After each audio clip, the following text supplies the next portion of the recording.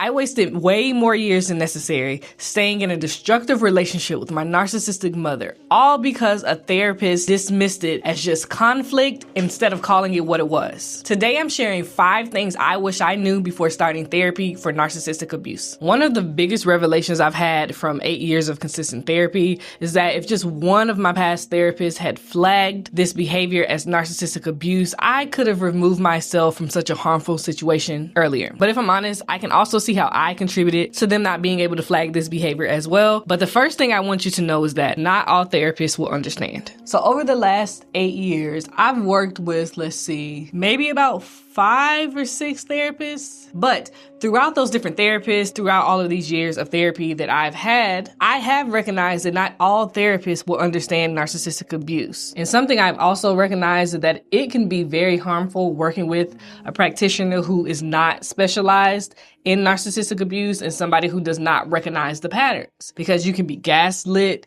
your feelings can be dismissed as just conflict, as I've already discussed, and that is even more harmful than someone who can validate your experiences. And there are a lot of reasons why a therapist may not be the right fit for you. Something that I have recognized and discovered is that a lot of religious beliefs, especially if you grew up in American Christian system, it can dismiss a lot of these behaviors. And so imagine if you are working with a practitioner who has those same beliefs. No matter how much training they've had, that kind of thought pattern is ingrained in you, and it can really do damage to those of us who are looking to get out of narcissistic abuse situations, who are looking to better ourselves and actually recognize what's happening to us.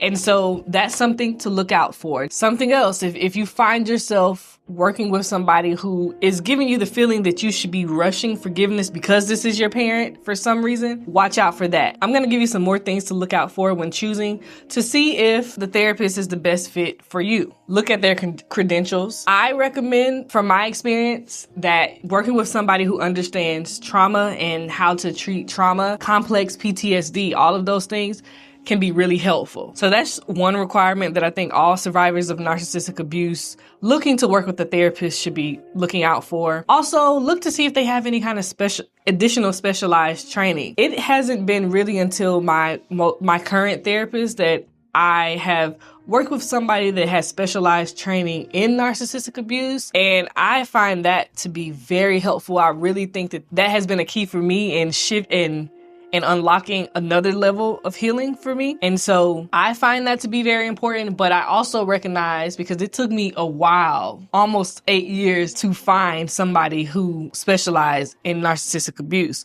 So I know that can be very difficult, but again, search for somebody who understands trauma and specializes in different kind of modalities to treat trauma, and then ask them what their experience is with narcissistic abuse, and just go from there. Which leads me into my second thing that I wish I knew, which is you might not find the first therapist on the first try, and that's okay. And it can feel pretty daunting, I'm not gonna lie, to find another therapist after you thought maybe you found the one, or when you realize that this therapist, the one that you chose, isn't the best option. A tip I wanna give is when you're courting therapists, I personally recommend finding about 3 therapists, do their consultations. So if they don't offer a free consultation, usually in my experience, it's been about 30 minutes. If they don't offer one of those, I recommend running in the other direction, because how can you get to know if this person might even be a fit for you if they don't offer that? I also want you to walk away when it doesn't feel right. That's something that I know as a survivor of narcissistic abuse can be difficult,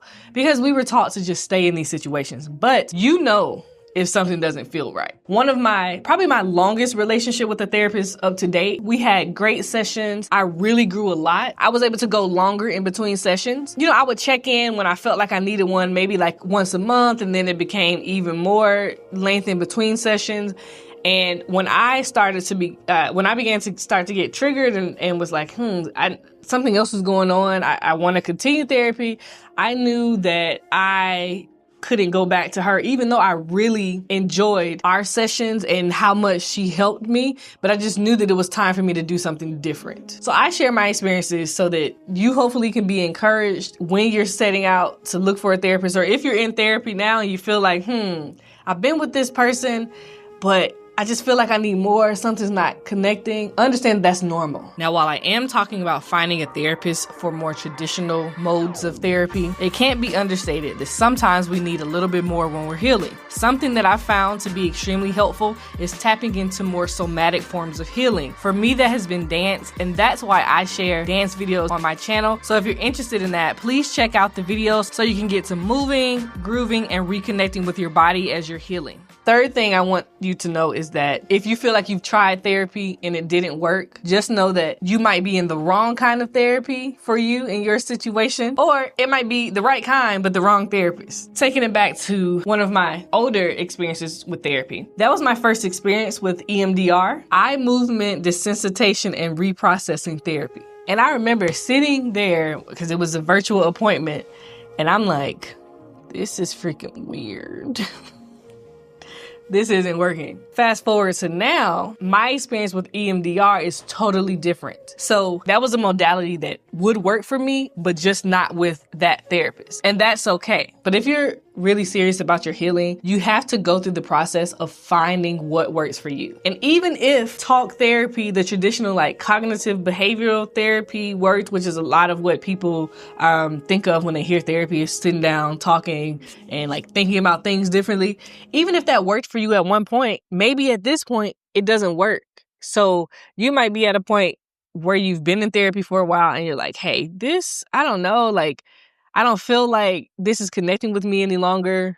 Try a different modality. There's so many things out there. Whatever modality that you look for, that a therapist specializes in, make sure that it is trauma informed, because that is what we have experienced as survivors of narcissistic abuse. Now, if I didn't mention this next point, I would be doing us all a disservice. But I want to stress that before going into therapy, knowing that you might feel worse before you feel better is something that I wish I knew. It's very important to talk about and be aware of, because if you're not aware of that, it can deter you from even wanting to go back and show up to your session. But if you go into therapy with that mindset, recognize that all of the feelings and things that are coming, memories and whatnot that are coming up to the surface can make you feel worse before you feel better.